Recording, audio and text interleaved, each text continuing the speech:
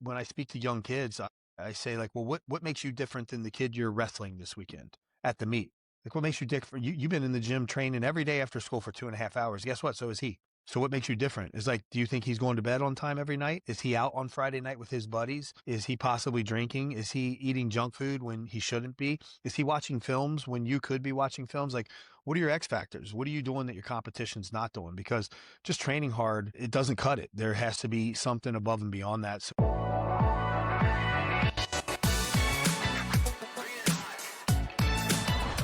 Hello and welcome to the Healthy Wealth Experience. I'm your host, Chris Hall, and today I have a very special guest. I have Rich Franklin. He is currently the vice president of One Championship. You may recognize his name. He had a really prolific career in the MMA where he was the UFC middleweight champion at one point, and I'm super excited to have him.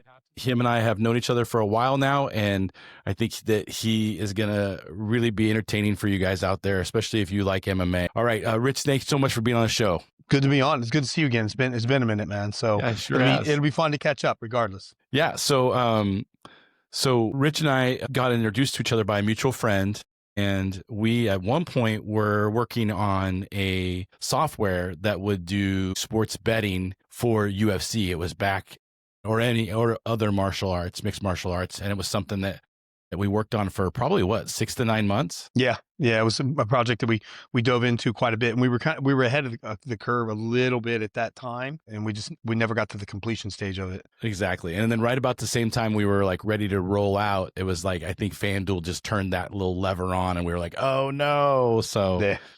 Yeah, so that was a long time ago. So you have a really cool story, and I mean, I'm sure that people who are watching this, they saw your name, so they clicked on it, and they're going to do it. But for those that don't know, a little bit about you, tell us a little bit about your story because it's a really cool story. Yeah, I live in Cincinnati. Grew up in the Midwest. Lived all over this town. I grew up in a poor environment, which at this point in my life, I've done enough traveling. I've been to 70 countries. I've been to developing nations, and I've seen what real poverty looks like. So for me to talk about being poor in the United States, I almost feel guilty even saying that. But no, I just grew up and we moved around a bunch as a kid. And so in this area, I grew up playing sports. I wanted to be a professional football player, did not have the God-given talent for that sport, and ended up going to college. I was the only child of my parents that decided to go to university and became a teacher. But all the meanwhile, I had been training in martial arts because most people that are familiar, at least semi-familiar with me and my career, will ask, how do you transition from being a math teacher to a professional fighter? And it's just one of those things where I had an opportunity to pursue a dream. And any kid that growing up, like most boys that are growing up in the US, they dream about being a professional athlete. And so when that option came about, I was in the fourth year of my teaching career. I'd been training through high school and college. And so I seized an opportunity, and that ended up being very successful and quite lucrative for me, and retired from teaching more years ago than I'd like to admit publicly on this forum. But yeah, and then eventually rose the ranks, became the middleweight champion for the UFC, and I've been working in the industry ever since. I've been with my current company, One Championship, now 13, maybe going on 14 years, something like that, which is the longest I've ever been with one single employer. Even when I was with the UFC, I had a 10-year career with them. Technically was never employed by them. I was a subcontractor, but I just, you have this life where you bounce around a little bit. I only taught full time for 4 years and another part-time for 3.5 or 4 years. So this is now officially the longest I've ever been in a single place, Chris. That's awesome. Now I have to find out, of course, like what position did you play when you played football? Left out. I was left out of every single game. Left out. That's the God's honest truth, for real. I was a late bloomer growing up. I graduated from high school. I was probably I was like 6 foot, 157 pounds soaking wet. And then by about midway through my sophomore year at college, I remember coming back to one of my high school football games. I ran into my coach, and he looked at me and he goes, "What the heck?" He said, "You look like the guy that ate Rich Franklin. What happened to you?" And so within about a year and a half of graduating, I went from about 157 pounds to about 200 pounds and just looked like a completely different human being. And so, and that was through a lot of weight training and my martial arts training that I was doing as well. And I just found like during all that training, I had the ability to I had a knack, I had a good learning curve for martial arts, but just a skill set there that was obviously I had a better chances of becoming professional at a sport like that.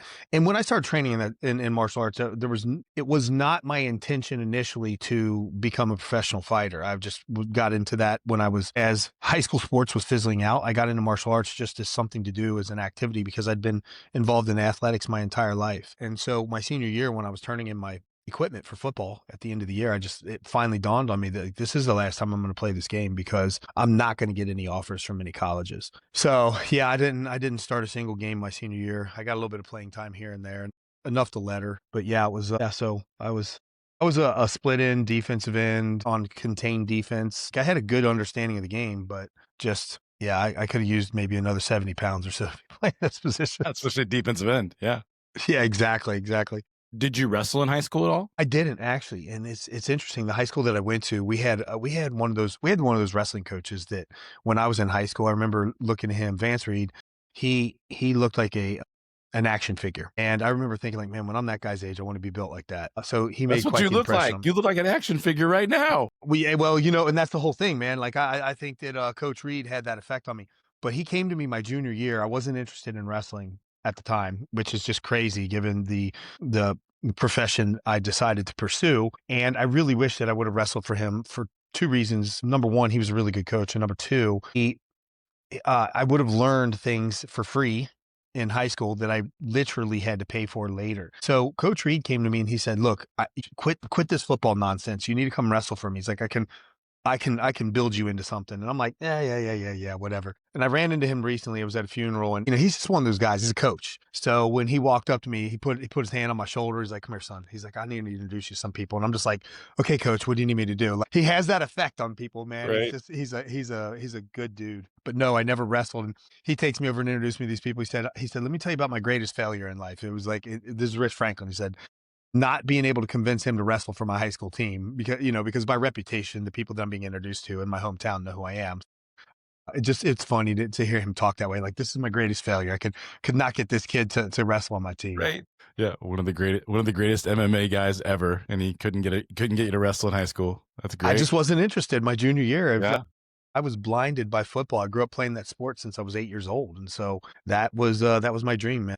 So did you go, where'd you go to college at? University of Cincinnati, right? Yeah, UC grad. I did my undergraduate and my graduate there as well. And they had a really good, at the time they had, may have been actually the highest ranking education program in the nation. They had a really good 5-year program there where you basically graduated with 2 bachelor's degrees and you were midway through your master's. So I was able to finish all my degrees, then start teaching. And then by my second year of teaching, I had finished my master's degree as well. So when I decided a couple years later to leave the teaching profession and pursue professional fighting as a career, I at least had a good backup plan at that point in time. That I actually, when I left my school, I tried to take a sabbatical, and they laughed at me like, "We don't grant sabbaticals for fighting. That's not how this works." And so we had a good laugh about that. But I thought, well, I'll just take a year off and try this, and maybe it'll be fun. But I could always come back to this career. So I could have always gone back to teaching if I wanted to. I had that in my back pocket as a backup plan. So it was a really intelligent way that I had kind of approached life at that point in time. Now, so you were training like in a local dojo or a gym or something like that. And then it was just like, hey, do you want to go participate in this event? Is that kind of how that went? Or Yeah, at that time, you have to understand the history of mixed martial arts in the US. The first UFC was the year that I graduated from high school. So nobody had ever I didn't grow up watching this kind of fighting. And I was already training in martial arts, but I grew up in the 1980s generation where you had traditional martial arts, right? Like, you were taking kung fu or taekwondo, or I was in Shorin-ryu karate. Yeah, that's what I was taking, is Okinawan Shorin-ryu karate, Matsubashi Ryu. And when I saw these fights, it just kind of opened my eyes. So then my training, I started to adapt my training because, again, I got into martial arts for something athletic to do, but also it was kind of a kill two birds with one stone mentality, in the sense that I could keep myself athletic, but simultaneously learn how to defend myself in case I ever needed to fight. And when I saw the first UFC, I was just like, okay, learning how to fight on the ground, this is going to become important. And so then my training started just diversifying into all these other arts. I started doing some jujitsu, and then I started wrestling a little bit. And and then it just really started to branch out from there. But we were at that time, there weren't tons of resources. If you're familiar with the ranks in jujitsu, for example, we didn't have any black belts here in Cincinnati. Like the thought of black belts outside of a city like maybe New York or LA or possibly Chicago was just pretty much unheard of. And so we had a blue belt here, which was in comparison at the time, 1995, that was a big, big deal. Now it would be crazy to let a blue belt teach a class because Yeah. everything's just leveled up, right? And so the resources that we had, particularly here in the Midwest, to try to, as I think about it from this perspective now, to break into that industry from a competitive perspective is crazy. It's crazy that we were actually capable of doing so. And Ohio's been quite a hotbed for MMA. The first generation of fighters that came out of Ohio, you had Mark Coleman and Kevin Randleman and all those guys from Hammer House. They were tied in like Mark Kerr and there was this group of guys that came and they kind of, I think those guys kind of paved the way for Ohioans. And then I was touted as that first generation of true mixed martial artists because at the time that generation one was competing, it was wrestling versus boxing or jujitsu versus kung fu, or it was It it was was it was it wasn't art versus mixed. art. Yeah. No. And so I was my generation of fighters was referred to as that first generation of real mixed martial artists. Yeah. And then, so what do what did you feel like was your biggest strength in mixed martial arts? And like, what was your, like the one that you're like, oh man, I really needed to get better on that. Wrestling was my weak spot, truly. And there was a time when I looked at my jujitsu game, and I had good stand up and I had good ground game. What wrestling is key because wrestling is it's the linchpin that allows you to decide where you want the fight to be. If you're a really good wrestler and you want the fight to be on the ground, then you have the ability to put it there. Or if you're a really good wrestler and you want the fight to be standing up, you have the ability to either get back to your feet or stop it from going to the ground. So for me, that could help you dictate where you wanted the match to be. So having good stand up and good ground game, if I ran into somebody that was better than me at stand up, well, I may not have the ability to get them down. So I had to make adjustments in my game.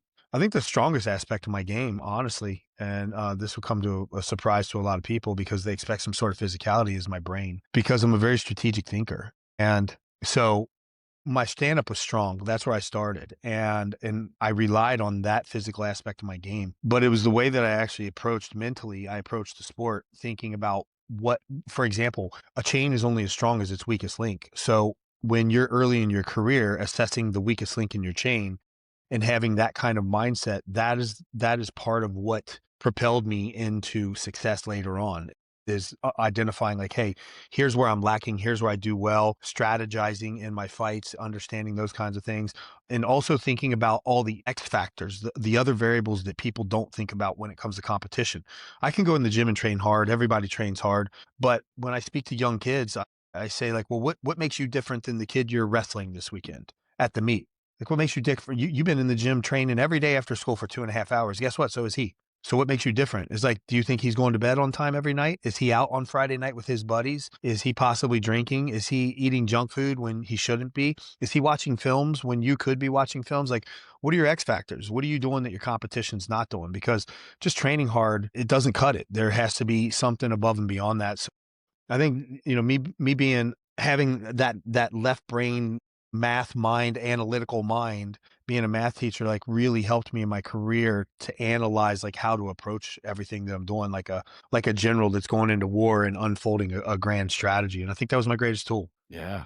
Yeah, no, I mean, that's hitting me right here in the heart, man, because I think about, I coach football. I coach a lot of kids. My kid's a senior this year, nationally recruited long snapper, which is a very technical position. Got long And I snapped just, actually. oh, did you really? Oh, that's Yeah, great. yeah, yeah, That's very cool. Yeah, yeah. that's I just think about like the same thing you're saying is like with all these kids I'm coaching, I'm like, man, are you like, what are you doing when you're not on the field? Because like everybody's on the field, right? Everybody's in the gym for weight room class and stuff like that. But I'm stunned and again, I was very similar to, I played college football at a smaller school, but like I remember like I watched so much film that I could walk up to the line of scrimmage and go, the ball's coming right here. And, the quarterback would just look at you like, how do you know that? But I watched so much film that it just became second nature to pick every part, play a part, and know just by formation where they would be. And I'm stunned at these kids nowadays who consider themselves to be really good athletes who don't watch film. Everybody's on Huddle right now. And so you can, as a coach, go in and check Huddle and see how much kids are watching film. And I'm Wow. talking Okay. about people who are like potential Division I athletes who have 0 hours of film study. Yeah. Like Yeah. it's And bananas. So the idea of thinking I'm that good because I mean, look, you understand how the game works. You play pee wee football, there's this many kids, and then it moves into like high school, and then it moves into college, and then and then it moves into the pros, and it keeps funneling and funneling. And don't get me wrong, there's always those generational talents that just can get away with being lazy athletes, so to speak. They don't have to put in that extra work, but I know a those few of people, those they're guys. just yeah, they're far and few between, man. And when you look at some of the goats of the game, guys like a Michael Jordan or a Tom Brady or a Peyton Manning. I was listening to this interview about Peyton Manning. I can't remember who the player was. It was a defensive player. And he was talking about how Peyton Manning would study so much that he knew the wife's names of all the players that were on the other side of the line of I've heard scrimmage. that. Yeah, and he'd be like, like as he's calling the play, and he'd be like, down set. He's like Tina Burns, and this guy's like, why are you yelling my wife's name? Like, and he's like, just talking about how he's just like throwing people off, Right. and how Peyton would do that kind of stuff. But studying the game, studying your opposition, that's on a weekly basis, man. So it's like it takes time to do that kind of stuff, to be at that kind of level, and it's those kind of things that made it's not just Peyton's ability to throw the ball, obviously, but his ability to walk up to the line of scrimmage, understand what defense is there, know when to call the audible, what audible to call, psychological warfare with the linemen on the opposite side of the ball. All that stuff is key in becoming successful because I mean, you're talking the NFL, man. Everybody that makes it there, they're good. You're good. I don't care if you got drafted and played a year in the NFL and was cut. Like you're an amazing athlete to be able to do that. And Right. that's Yeah. the 1% of the 1%. Yeah, elite. Now, do you feel Exactly. that's the same way that has I mean, probably in the beginning it wasn't that way in mixed martial arts, but I mean as time went along, I'm assuming that more of the competitors now are in that same mindset where they have to do the extra. They have to learn their opponent's weaknesses and, study film and things like that. I don't know that they do think that way. Okay. I I meet young athletes all the time that just they want to come in the gym and bang it out and hit hard and train hard. And it's like, well, what films did you watch on this guy? Like I've had amateurs and low level pros that I've worked with at the schools where I train. And I'm like, well, what film do you have on him? And they're like, well, I don't have any film. I'm like, well, why don't you have any film? Why aren't you watching film? Why am I not your head coach? And I'm the first person that's saying like, where's the film on this guy? Let's look at it. Right. Right. And I had coaches in my camp, fortunately, my entire coaching staff was really good at breaking film down, and when I started working with Matt Hume up in Seattle, he was so good at breaking film down that I even got to a point where I was like, "God, I do not want to watch any more film, man." We would spend an hour and a half breaking down a minute 40, and it's like Right. this fight lasted a minute and 45 seconds, and we've been watching it for an hour and a half. Like, I'm good on film tonight, coach. Let's move on. And but then you learn really quickly. You're looking for nuances, but that's the game. I'm not, I'm in a sport where I don't have to be the best fighter in the world. I just have to be a better fighter than the guy I'm facing on a given night. That's it. So I need to study that guy. And because things could change 2 weeks before the fight, he gets hurt and then I have a whole new opponent. And guess what? I got to erase that and redo all the stuff that I was doing because stylistically the new person that I'm fighting might be completely different than what I was preparing for. So you can't just general prep for that stuff if you want to be at an elite level. In the TED talk I did, I used the 2012 men's speed skating 500 meters men's speed skating event as an example of what it takes to be elite and how it's just micro differences because in that year, I can't remember the name of the three guys that won gold, silver, and bronze, but in that year, all three skaters were from the Netherlands. They all skated for the same team. And the difference between first and second place was 1/100th of a second. Wow. That is a slight break in concentration where you suddenly decided to turn your head because something caught your attention in the stands or in anything that minor can cost you 100th of a second. And the difference between first and third was 16 hundredths of a second. And first and third place were twin brothers, or at Oh least my brothers. gosh. I think they were twins, but they were definitely brothers. So you had three guys skiing for the same country, the same team, trained by the same coach. Two of them were brothers, and the first and second place was only 100th of a second.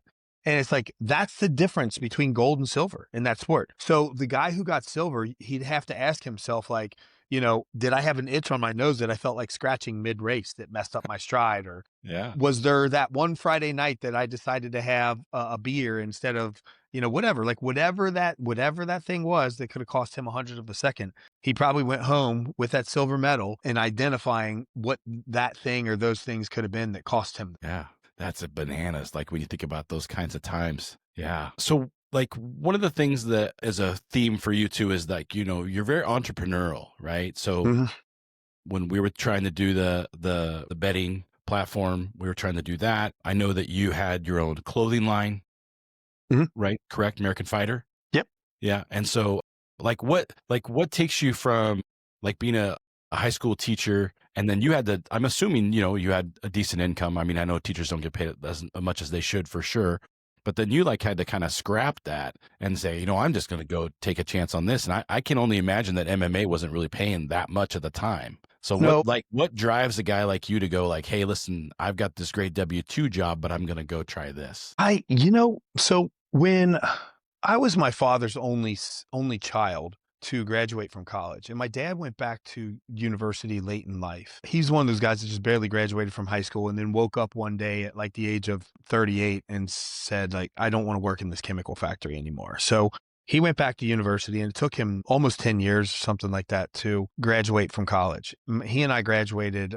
I graduated both in 97 and 98, and my father and I graduated the same year. I can't remember which year it was, but essentially, like, we finished university at the same time. And he was so proud of me It's pretty cool. for having a college degree. So when you fast forward 4 years later, when I told him that I'm going to quit my profession that I just spent my entire life working for to go pursue a career in fighting, which was in a sport that wasn't even fully established at the time, the idea of that was just crazy in the young man's mind. And even when I look at it now at this age, looking back, I would look at my kid like, what are you crazy? Like, even the best fighters here, they don't even make that great of money. And even if you succeeded, it's like, what is this going to get you? And so, but I was just a young man who wanted to go conquer the world and climb my Mount Everest. The thought of money or I'm giving up this job again, I had my degrees, I could always go back. So even True. Yeah. if I spent a year or 2 years just pursuing a dream and it didn't pan out for me, I could have always gone back to teaching. And so in my mind as a young man, I'm like, well, why not take the chance? Because Yeah. rather to have rather to have tried and failed than to have never tried, right? Yeah. Yeah.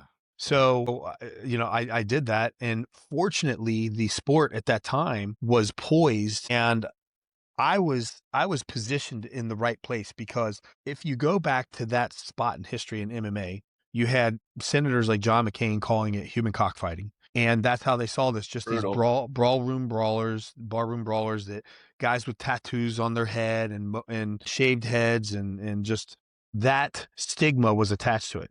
And then suddenly you have this kind of boy next door high school teacher that you can market that is actually really talented in this sport. So I had this trifecta of variables that were necessary for success. I had the skill needed to win. I wasn't too hurtful on the eyes to look at for interviews, and I could speak fairly well. And Right. these things are important. They're really important. And so I was that perfect storm of what they needed at the time because they needed someone with some credibility that could present the sport well. And I fortunately did well for the UFC in that manner that I didn't need. I've never been formally media trained. I never really needed any real media training. And I think that I had a good fan base because I give quite a candid interview. And people, when they listen to you speak, when you're very candid about things, then there's a likability there because I'm just genuine in my interviews. If you ask me a question, I'm not sugarcoating or trying to hide anything or whatever. Just like, yeah, if I have some fears, I'm going to talk to you about my fears. And I open up. So the fans felt like they really, really got to know me. And it was all those things plus the sport at that time was just positioned. And then it started to take off because I headlined where my career took off was when I headlined, and most people forget this they don't forget the match, but they forget that it was the headliner of the finale of the first season of The Ultimate Fighter. Chuck and Randy coached. The teams fought each other. Stephen Bonner and God rest his soul and Forrest Griffin had this epic, epic battle that was the co-main event to the point where the winner was going to get a contract, but it was so epic that both of them end up earning a contract. And then my fight followed that. And my fight was a good fight with Ken Shamrock, and it was the old Oh, lion and passing the torch Shamrock. to the young lion. Yeah. And who Yeah, was a household he name. actually he's a local guy. He's from Northern California. Yeah, I love Ken, man. Every interaction I've ever had with him has been great. And so winning against Ken was bittersweet for me because when I was watching the UFC in the first years in 93 through whatever, Ken was the guy that I rooted for because he was in that initial tranche of fighters, he was what I would consider the first mixed martial artist of that tranche, a shoot fighter who was practicing a bunch of different things. And he looked the part. He looked like a Roman gladiator, right? Like walking out. So I always gravitated towards Ken. And then you get to fight. I get to fight my hero one day, basically. But that the UFC had put themselves in a position where they were ready to take off, and that event was at the Thomas and Mack Center in UNLV out in Las Vegas, and it was on Spike TV. It was the first event that they had that was on a major cable network television station, not pay per view. And it from that point on, it just the sport hit another stratosphere. So I went from very quickly making very little money to making really good money. And I went from signing pieces of paper called progress reports that kids didn't want to take home to watching kids stand in line for 4 hours to get my autograph on a different kind of piece of paper.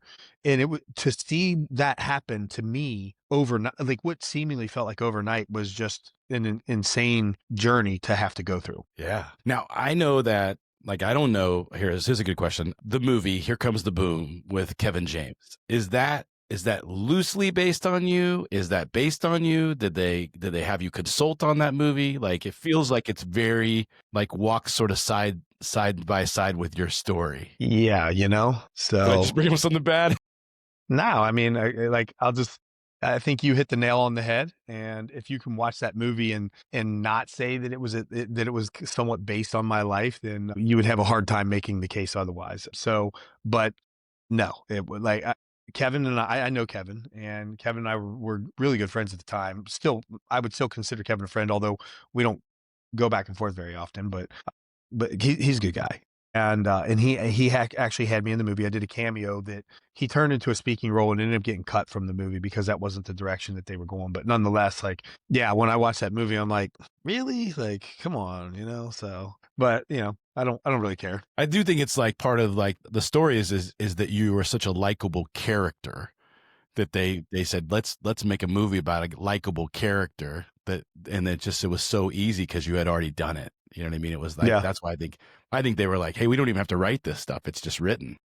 Well, so the interesting thing about that, now that you brought that up, is that there was a time where we had sold my life rights to a Hollywood writer for a script for them to actually do a movie on my life. And all this stuff, much like the sports betting that you and I were working on, like it was a race on these things to see like who could get what done first. And then once Here Come the Boom came out, it kind of just like fizzled my life rights movie. But I remember that when I had given my life rights, and so I had sit downs with the writer for the movie, for the script, and I did interviews. My brother, a couple of my friends did interviews, coaches, whatever, my mom. And I learned in that process that you have to be careful about how candid you are in certain interviews because things can be portrayed in a way that is because they have the right to pretty much paint whatever picture they want when they own your life rights. And so as I was reading the treatment that was written up for this, I remember calling the writer and saying why are you writing this? I can understand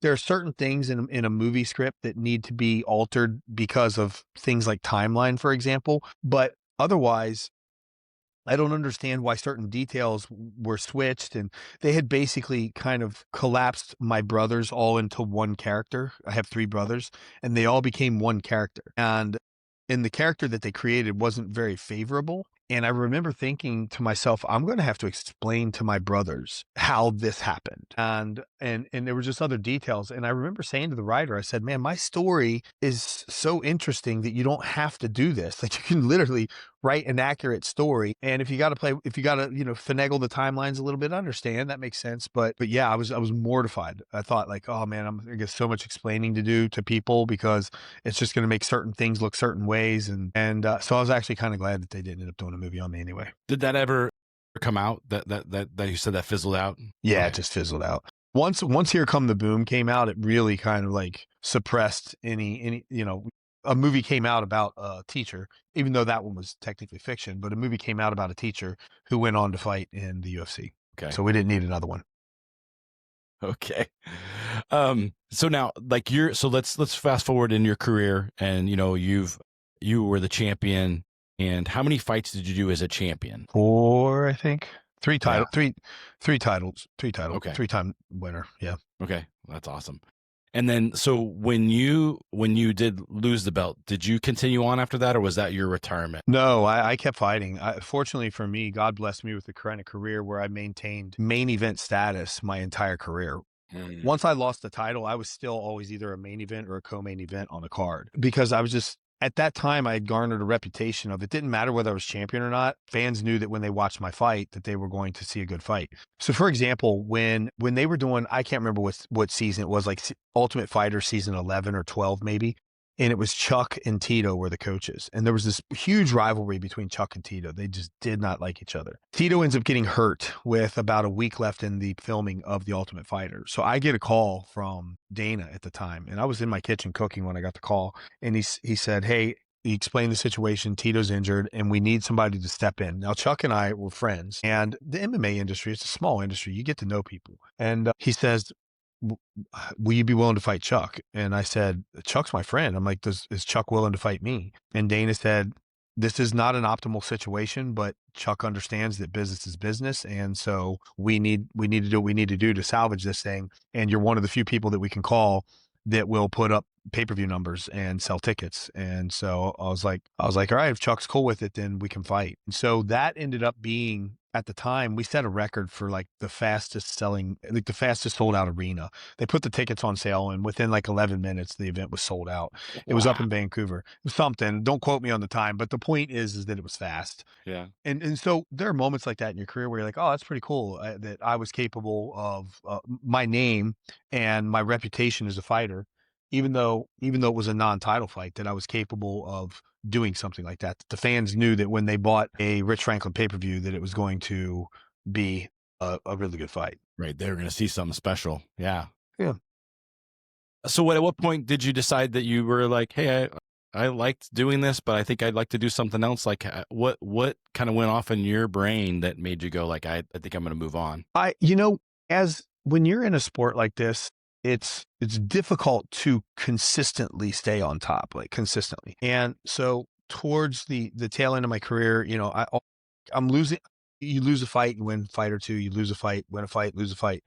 And I'm getting to a point where I was being utilized to fill into spots like the Chuck fight and other fights where I was like last minute replacement, put here, moved from this card over to this card, moved up 2 more weeks so that I had 2 less weeks of training. And there was a point in my career where I told the organization, like, listen, I need to take some time to myself. And now I'm getting beyond my mid-30s. And so you can feel that your time is running out. You have very limited time. And then I get a call from the organization like, hey, we need you to fill in for this match. I can just remember just being so worn out. I walked into the gym on the first day and I was like, 2 hours, let's go. And when you start a camp like that, you're just assuring yourself loss. And so for me, fortunately, by the time that I retired, I was mentally ready to leave the sport rather than physically being forced out of it and not to say, Chris, that I mean, I have days where I think about, oh, I could take another fight. That'd be cool. It'd be fun. I'm still in good shape and I'm older now, but it's like I could do one more. It'd be fun. I miss it, but I wouldn't want to do it 24/7, 365. Like that's not. And so, but old habits die hard. I'll still go to the gym sometimes and I spar and I'll grapple but at the end of the day, I was at a point where mentally I was ready to check out. Like I've had my fill. And much of that is that now when I go into the gym and I have that true martial arts mentality where I'm sharpening the sword. And today I want my sword to be sharper than it was yesterday. And tomorrow I want my sword to be sharper than it was today.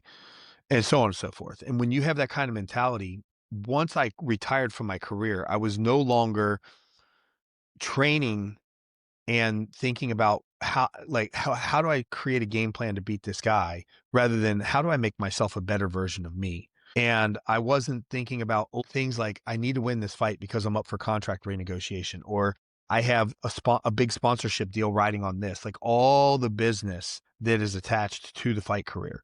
It's like Eye of the Tiger, the song, Survivor. You trade your passion for glory. Like that's what ends up Mm. happening because the focus starts to become on the business aspect.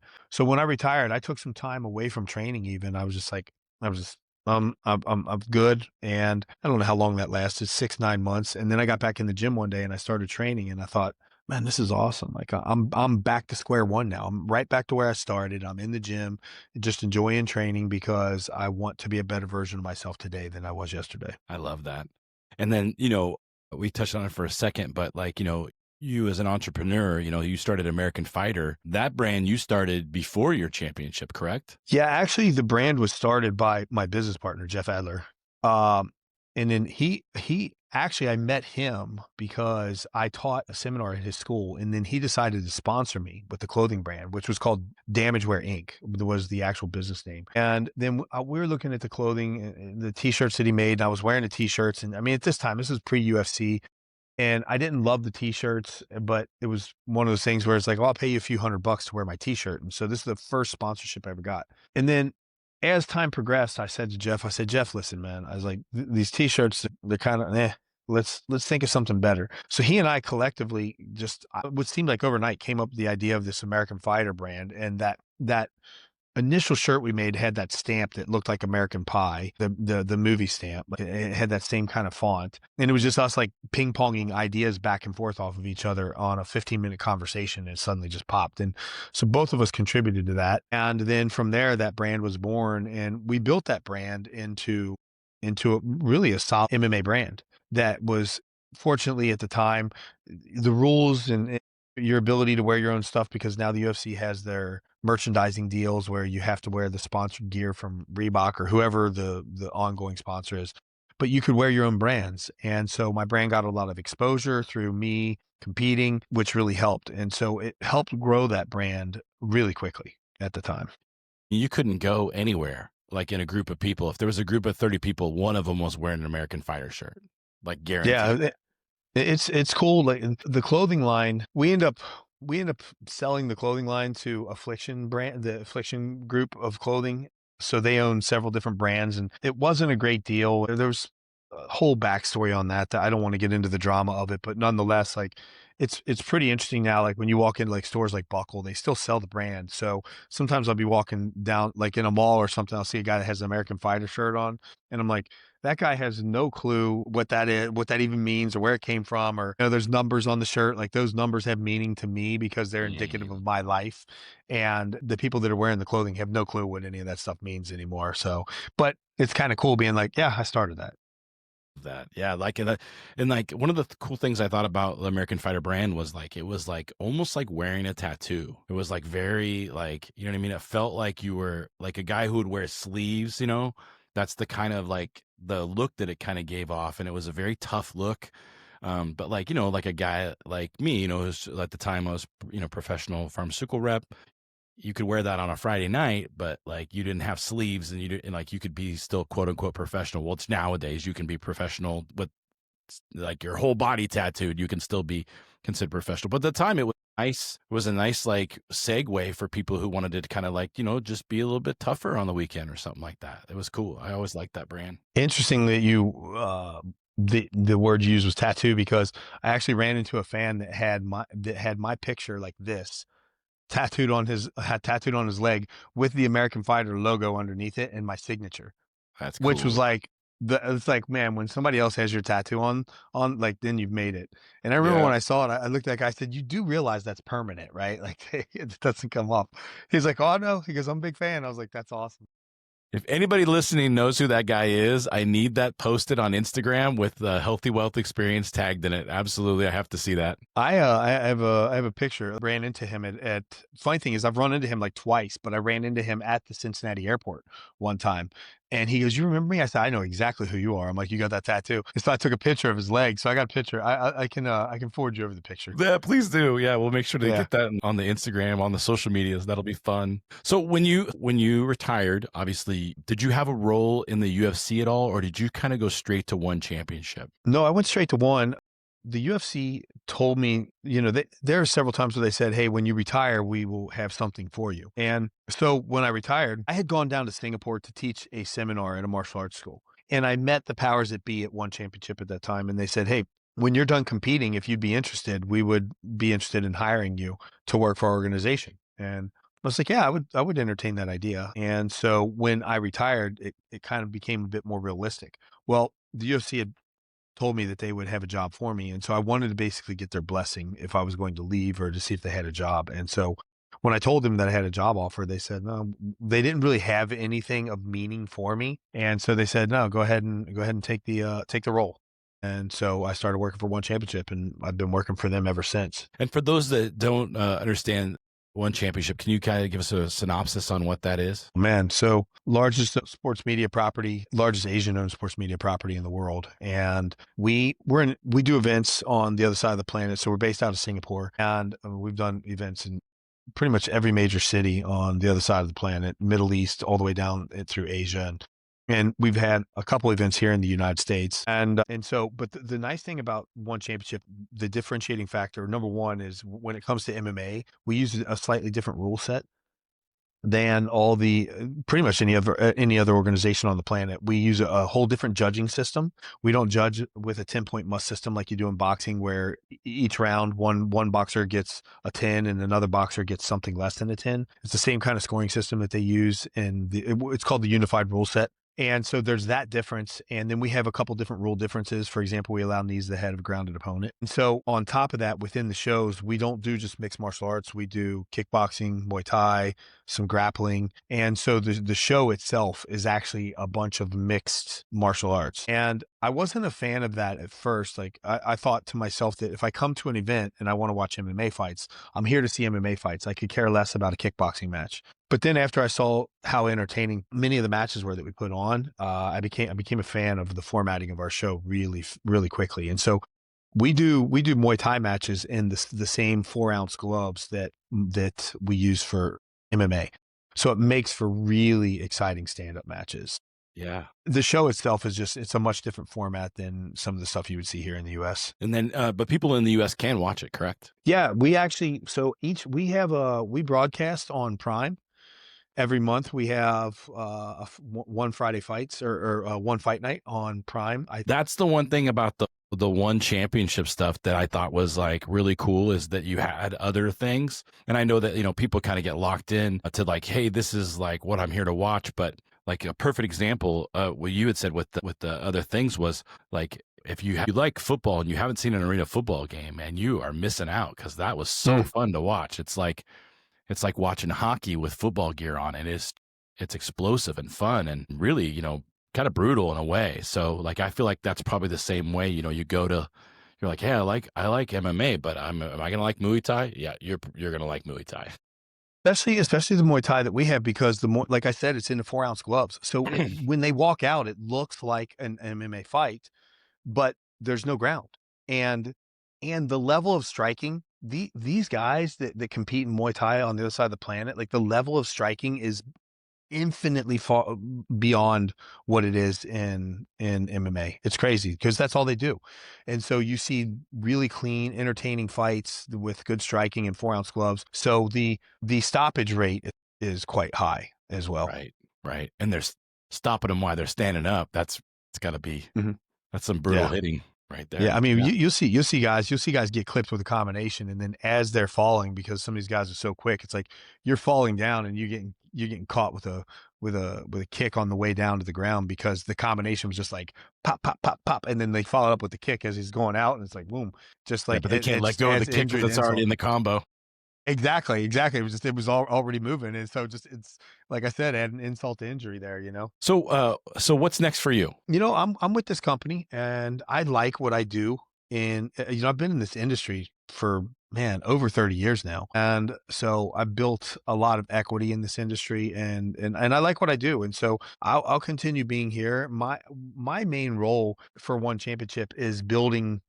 I'm working with the regulations here in the United States with different athletic commissions. And so like I said, we use a different rule set. So with that comes all the regulatory aspects of the sport, and working with those commissions on this side. So that's primarily what I handle for them. I do a little bit of commentary as well, which is enjoyable. I don't love prepping for the commentary because it's a lot of work. It's a lot of film study, going back to film study. But I do enjoy being on TV and talking about the fights. But I have to prep. If I want to sound like I know what I'm doing when I'm on the air, I have to prep for it. So, but I do enjoy doing the commentary as well. And so I have a good thing going. I like where I am in life. I tell you, Chris, I've been grinding my whole life, and I watch, like many people on that'll be watching this or any other podcast for that matter. You watch these guys who have accomplished amazing things in this world, and they're just like grind, grind, grind, like a David Goggins, right? And I've I'll just say this, like I've been grinding my entire life, and I'm at a point now where I understand the true value of time. I'll tell a story to your listeners really quickly so that you don't think that life is all about grinding. During COVID, when all the travel bans were happening people, all the weird rules, and you could only have like 3 people to a house. I don't even know what it was like here in the US completely because I was over in Singapore. But Singapore was tough because it's a very small country. Singapore geographically is half the size of the greater Cincinnati area geographically. And so they had lockdowns. So what they called them circuit breakers over there because it sounds more friendly. It's a more euphemistic way of saying lockdown. And somehow I was able to maintain travel through all this. I have videos of me where I was literally the only person in business class on a 737 or a 747 that was carrying at most 9 passengers. Mm. And it's just crazy. And when I arrived in Singapore, I would be quarantined. So the government had commandeered these hotels and used them as quarantining facilities. And you had to do a 2-week quarantine. Then on the back end of the 2-week quarantine, you had to be tested for COVID. And if any antibodies or anything showed up, then you were quarantined for another 2 weeks. And this could end up happening perpetually. Fortunately, I had 2 weeks and that was it. And so the last time when I was still living in Singapore, I'd made a trip to the United States, and I had dinner with a friend of mine. We were supposed to get together a couple times and didn't have time.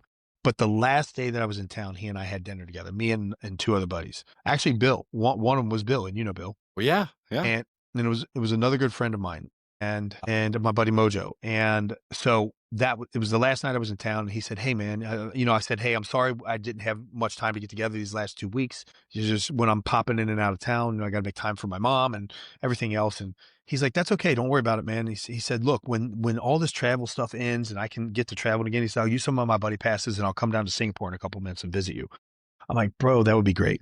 So I hop on my plane 7 hours later in the morning, and I fly to Asia, and I'm in my government quarantine facility. And then 2 days later, I'm on my second day of my quarantine, and I get a call from Bill, and he says, "Hey, Mojo died." And I'm like, "What?" And so lo and behold, he's a few years younger than me. He was 42 years old at the time, and he died of a heart attack. And I'm sitting there and I'm just completely in disbelief. And I was sitting in this hotel room and I couldn't leave. I'm stuck there. And I thought to myself, like, what am I doing? I can't get this 2 weeks of my life back. And my buddy just died, and I turned 46 that year. And my dad was 56 when he died of a heart attack. And I thought, I only have 10 years left on this planet. Truly, like possibly, like that's a possibility realistically. Mhm.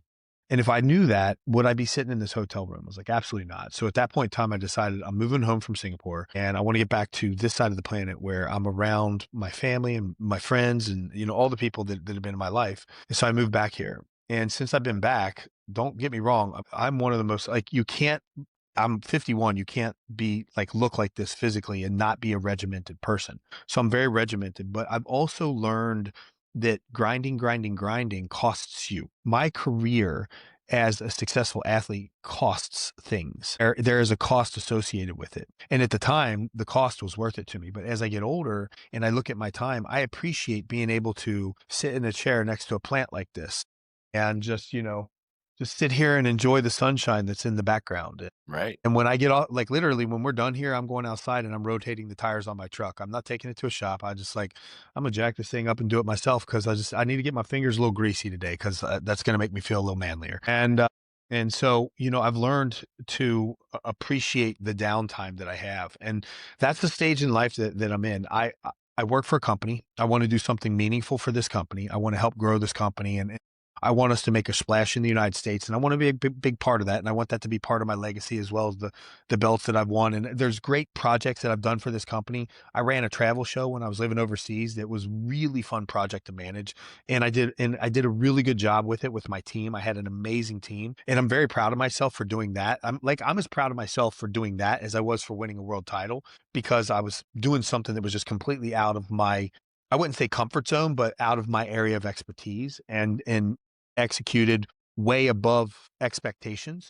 But now I'm like, I want to do meaningful things, but I also want to have this good balance in life where I can appreciate my time and spend time with the people that love me, and that are important in my life. And so Yeah. that's the phase that I'm at. I'm not hungry right now to start 15 different businesses and be working sun up to sundown, and barely have enough time to eat my meals, and I'm constantly eating and drinking my protein shakes while I'm driving down the road. Like, that's my entire life. I like being able to sit at my kitchen table now and be like, you know what? I don't have to rush out the door. I'm gonna sit and eat this meal and enjoy it, because I'm not going to slay 15 dragons at the same time. Right. Right. Yeah. It's so intuitive to what you're saying. I'm 53. I'll be 54 in January, and it's so intuitive. What you're saying is that, and I feel the same way.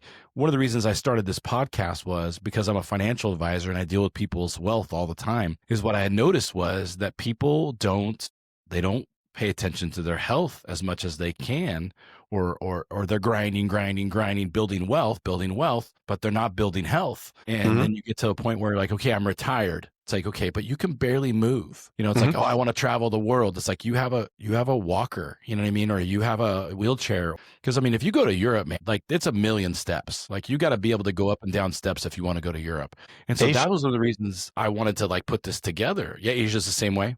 Yeah, I mean, it's just like things that are handicap friendly in many countries. I mean, you have like cobblestone streets, much like in Europe, that are not necessarily walker or wheelchair friendly, and many buildings don't have handicap ramps to get into. It's not a thing there. It's not thought of the same way. So it's the same way. But I mean, that's what it boils down to, is the quality of life that you have. And so I spend time investing. Like, I'm at this point right now where I spend time investing in my company, doing meaningful things. I spend time investing in myself, which is a different kind of investment than I did when I was fighting professionally. And I spend time investing in other people. I started a Bible study at my house months ago now, and I do one every other Thursday. It's a Bible study for men, and I love doing it. And the amount of prep time that I put into that thing is ridiculous. And I'll have 20, 25 guys at my house every other Thursday. Had one last night, and it's a really good time. And so I enjoy doing that, and enjoy taking time out for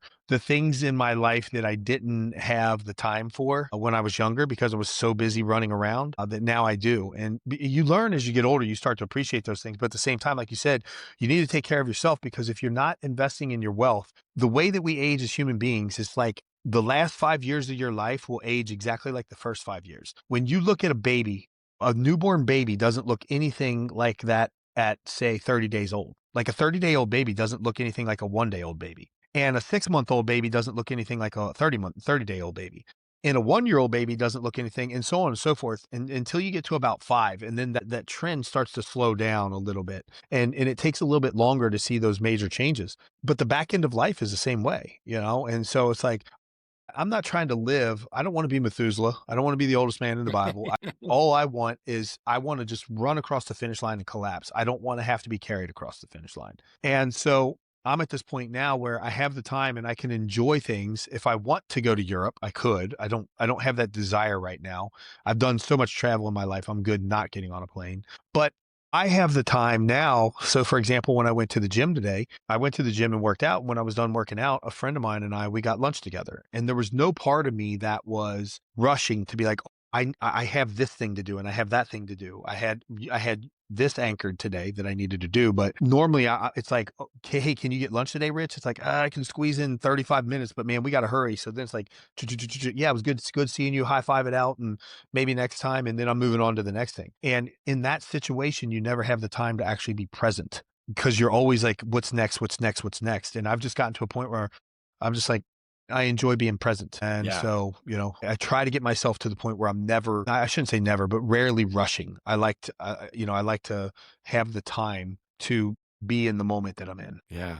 Yeah. I think that, to kind of just add to that, I think it's so well said. But the addition to that I would add to that is like you're investing your time somehow, right? So what are you investing it in? Spirituality, health, fitness, wealth, like those are all things. But I think it's like people talk about work-life balance and I want to rewind that and say, what are you building? Right? Like what's the building going to look like when you're done? Because I think a lot of people are so busy putting bricks together that they don't have any idea what they're building. And then they get to the point where they built it and they step back and they go, oh, I didn't want that at all. Well, You know, not only that, because you're correct about that, but I found this in life is that I'm building towards a retirement. And there was a day where retirement to me looked like my home here in Cincinnati and then a home in Costa Rica. And what retirement was my ability to be able to travel back and forth whenever I wanted. So I could go, I'm going to jump on a plane and go down to Costa Rica. I'm there for the weekend and I come back home. Or I decide to go down there for the next 3 months and then I come back home. And I could just, intermittently just decide whenever I wanted to go. And now that I'm at that point in time, I'm getting close to that. And I think I have no reason to be in Costa Rica. That's not, even if I had a clear vision of what I wanted to build and I was building towards that, I've gotten to the point now where similarly to the person that you were talking about, where like, this is not what I wanted. I'm like, well, that's not what I want because my desires have changed. mhm. And so I've just learned that, I have this amazing view behind me. And I live in a fairly congested area north of Cincinnati. But the property that I have, it feels like when you're on my property that you're on 50 acres. And I mean, I have deer that come through my backyard every day, coyotes and just all this wildlife. And I got turtles in my pond back here. And Nice. just it's really, really cool. It's really cool. And I could sit on my Adirondack chairs. The weather's gorgeous today. Like we have, it's getting to that time of year where our nice days are starting to run thin. And I think that's part of the reason why I felt like rotating my tires today because I can be out in the warmth of the sun and enjoy it before it sets. But yeah, just to sit out on my chairs and be like, I'm gonna drink a protein shake and I'm just gonna sit here and enjoy nature for a half hour. And so you start realizing that the things that you enjoy. I mean, go look at a guy like David Beckham now. He has like chickens and he plants and does farming and right? Like do you think the 25-year-old version of him would have ever thought that that was what he would be interested in doing at this Right. age, right? And so as you get older, those desires change. And what I've found is that as I get older, I mean, for example, today, this a thought I had today. I have a '79 Bronco that I saved up for. I bought this Bronco, really nice Bronco, and it's out in my garage. And today I walked out, I was just like, I might end up selling this Bronco because I just don't need it. So I can Yeah. drive it. I don't know, 15 days next summer or something. Whatever I do because it's a Sunday, go get an ice cream kind of car. And I'm just like, I don't need a car like that. And Mhm. so then the money that it takes to buy that thing, it's like, I don't even need that money because I don't even want that item anymore. I'm just as happy sitting on my chairs watching a few deer cut through my yard. It brings Yeah. me joy. Oh, you just find that when you're hungry for that, grinding, grinding, grinding, go make that money, go make that money. You got to build your empire. I'm like, by the time you get to living in that empire, you're going to realize that some of the things you thought that were important when you were 25, they're not that important. Right. That's great advice. I love that. Thank you. Now, I have to ask you because you do look like an action figure. I know how many days a week do you work out? How long do you work out when you work out? And then like what's kind of like the typical Rich Franklin diet? Okay. So the reason why I look the way that I do is probably 90% nutrition. I have the mentality, this is what I tell people all the time. I'm not counting my steps. I could sit down all day long. I am what I consider I'm a lion. So you watch a lion in the Serengeti and the lion just kind of chills like this all day. Like, "Ugh, I'm just chilling." And then he's so lazy that he lets his women do the hunting for him, right? Until they can't make the kill. And then finally he's like, okay, hold on. Let me just get up and be king of the jungle for a second. So he goes and he makes his kill, takes him however many minutes he eats, and then he goes back to laying down. And that's the life of a lion. And so the lion is the lion when he needs to be. And so for me, I'll go into the gym and I grind. When I'm at the gym, like I work hard, really hard. But then I come home and I'm like, I don't need to work hard because I was at the gym today for an hour and 15 minutes or hour and 20. It takes me a little bit longer now because it takes me longer to get warmed up. But I'm there and it's like, so I spend 15 minutes on my warm up, 5 on my cool down, and it's an hour of just on it. And so I'll lift 3 days a week. I grapple 2 days a week. My grappling is primarily anymore, it's a lot of drilling, and I use it primarily for dexterity, just to make sure that my body can continue moving that way. The same way that people use yoga for flexibility. Absolutely. And because, we'll warm up, like, we warm up, and when I'm warming up to getting ready for jujitsu, like, I'm doing cartwheels. Half of my friends that are half my age can't do a cartwheel, let alone any of the guys that are my age. So you're doing cartwheels and somersaults and front rolls and back rolls, and these things, like, as you get older, they become more and more important. So that's the primary use for that. I have bags down in my basement, and so I might do bag work once, maybe twice a week, and then occasionally, for whatever reason, old habits die hard, and I just want to go into the gym and beat up on some guys that are half my age. I don't know, maybe it makes me feel better about being 50. I don't know, but no, I mean, for what I do love sparring and stuff. So, and then I'll go in and do that occasionally. Just, it's fun. And all kidding aside, I do like working with some of these younger guys. And I tell you, like, I can feel the torch is passing, right? Like, it's like, I can feel that torch is passing. I have 3 strength days a week where I'm getting resistance exercise in, a couple light days where I'm grappling and primarily dexterity. My wind might get up a little bit, but not much. And then I usually push my cardio, 2, maybe 3 times a week, get about 45 minutes of bag work in. And I do that primarily because I love it. Like, I like doing that Right. kind of stuff. Right. My nutrition, on the other hand, is very strict. If you keep talking to me, I'm going to be past due for a meal. So, I'm saying that kiddingly, but I'm 2 meals deep today. I really am due for a third meal here. I'll probably hit a protein shake when we're done. But I had some ground beef this morning with a little bit of mustard, no carbohydrates, and then I had a 20-ounce ribeye for lunch Mm. with no butter, just salt and pepper, and a plain baked sweet potato. Probably for my next meal, if I don't do a protein shake, I'll end up doing a little bit of white rice with some lean ground beef mixed with an avocado, and I'll put a little lemon juice and sea salt in that. And so the point is that I keep track of the amount. Like, there's a certain amount of protein that I want to hit in a day, and that's based off of my desired muscle mass on my body. Mhm.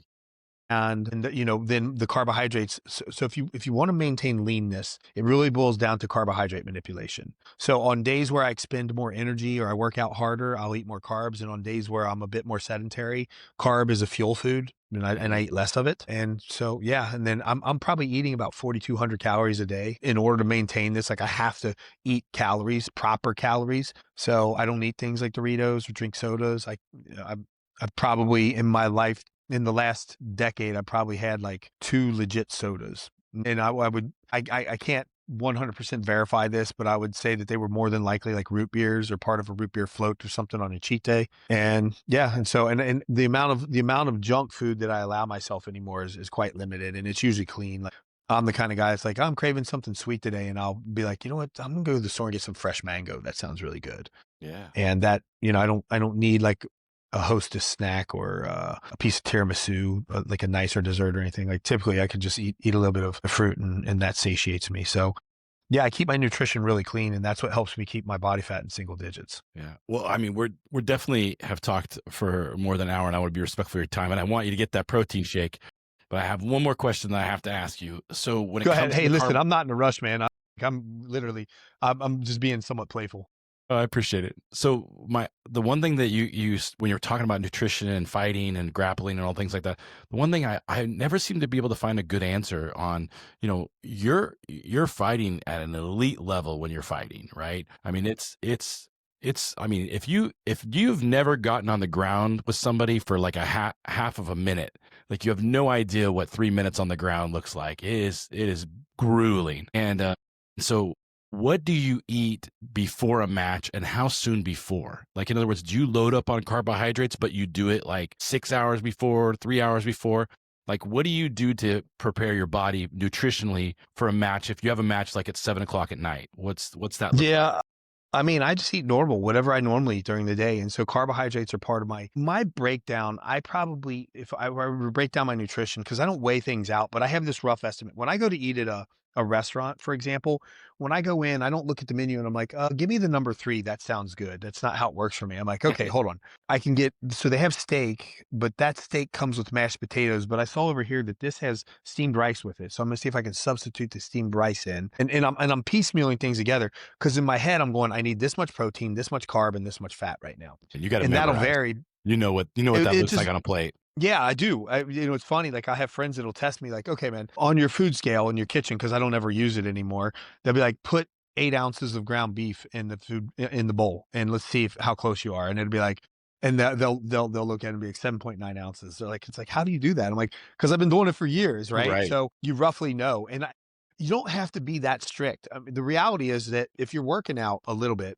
and you're eating nutrient dense foods, you just eat until you're full. Like I eat until I'm full. And then, I'm so accustomed to eating food all the time that it takes quite a bit of food to fill me. And so when it comes to competition for me, it doesn't really matter so when I was in high school, we had the sponsors of the high school team that would make us a pasta dinner every Friday before the game. So we would load up on all this pasta, which I guess kind of helps because Friday night football games, they're 2 hours long. I have a match that lasts 25 minutes. I can barely burn through all my sugar, my blood glucose and whatever reserves I have. Like I can barely burn through that in 25 minutes. When it realistically, I mean, I will eat carbohydrates, don't get me wrong, but I'm just saying like it's not going to make that much of a difference because I'm not a marathon runner who's going to be just outputting for the next 2+ hours. But a typical meal for me would just be whatever I eat normally. And so a little bit of rice, a little bit of ground beef, throw a little bit of avocado in there and make sure, some lemon juice and sea salt, and make sure that I'm eating that far enough ahead of my competition that my body has had time to digest it so that I'm not getting that heaviness in my gut. Right. Because, like if I'm grappling and like somebody throws my legs over my head and my diaphragm is all compressed, my ability to breathe, and it's like, oh my God, this heaviness in my stomach because it's full of food. Yeah. You don't want that feeling. So it's just about making sure that I eat with enough time prior to my competition that it feels like it's gone through my body. And for me, if I've eaten 45 minutes before a competition, because it's no different than when I'm going to the gym. If I went to the gym today and I just made sure that I was done eating my meal with about 45 minutes ahead of the time of the gym so that I don't have a bunch of food in my stomach when I'm in the gym trying to move weight and run up and down a turf pushing sleds. Yeah. Yeah. No, I mean, I know my son, he usually eats like blueberries or strawberries or pineapple or something about 2 hours before, he actually is competing. Just try to get a little more sugar in the system or whatever. But like again, for I would football, say that's probably too soon because his body's already metabolized it and it's either utilized it for energy or started storing it at that point in time. oh, okay. So like I mean, what I would do like if he's gonna want sugar for football, like dates or honey, and man, I would just like 10 minutes before he's about to go on the field, just hit that honey because it's straight glucose and it goes straight to the bloodstream. Great And advice. I would hit one of those a quarter maybe. I noticed Like that's in a lot of these, like I noticed a lot of the teams, like not our team does it too, but a lot of teams like at halftime, they're eating like the little peanut butter and jelly sandwiches, like at halftime. Cause it's like exactly. just sugar, I mean, really, that's it. It's like you should have enough sugar in your system for the first quarter or the first half. If you wanted to hit like some honey beforehand to give you a little amp, great. But what happens, like you go into halftime and you got that 15-minute lull, right? Or 20 or whatever it is in high school. And then so it's like, well, I'm gonna need a little pick me up on the back end. And so I'm gonna eat this peanut butter and jelly. If you really just want to pick me up, all you need is the sugar. The peanut butter is just gonna be heaviness during the game. And but yeah, I could be down with a protocol like that as well. Well, I really appreciate your time. I've had such a good time talking to you. I'd love to do it again. I will put in the show notes the next Amazon Prime One Championship fight. I'll make that in the show notes, and if there's a link directly to that, we can get that linked in there. And I'll also link to One Championship so people can check that out. Awesome. Is there any other things that you would like me to like direct people to, ways to get a hold of you or anybody else? My Instagram handles Rich Ace Frank. You just look up Rich Franklin. I do Instagram and I do Facebook, and that's about it. And I'm not super active anyway, so like you'll get the occasional thing here and there. But I'm much more fun in person than I am online. I'll put it. You that are way. fun in person, that's for sure, Dude. It's just I always tell people, man, I'm too busy doing the fun crap in life that other people are posting about. It's like, oh, I was right? too busy doing that thing. Oh, you posted a picture of the Grand Canyon? Yeah, because I was walking through it at the time. Right. You were too busy taking a photo and you never got to walk through it. So Enjoying life. I'm that guy. Yeah. So, but no, I'm not selling anything. I'm just here for a good time, Chris. Thank you, Rich. I appreciate you being on the show. And I just really enjoy the talk we had today. And again, I definitely want to do this again. So, like, once we get maybe like, you know, some sort of event for one championship, like kind of like where we can maybe help promote you, cross promotion or something like that, that'd be great. Hey, the fortunate thing is you know how to get a hold of me. So you know where I'm Yeah, at. that's helpful.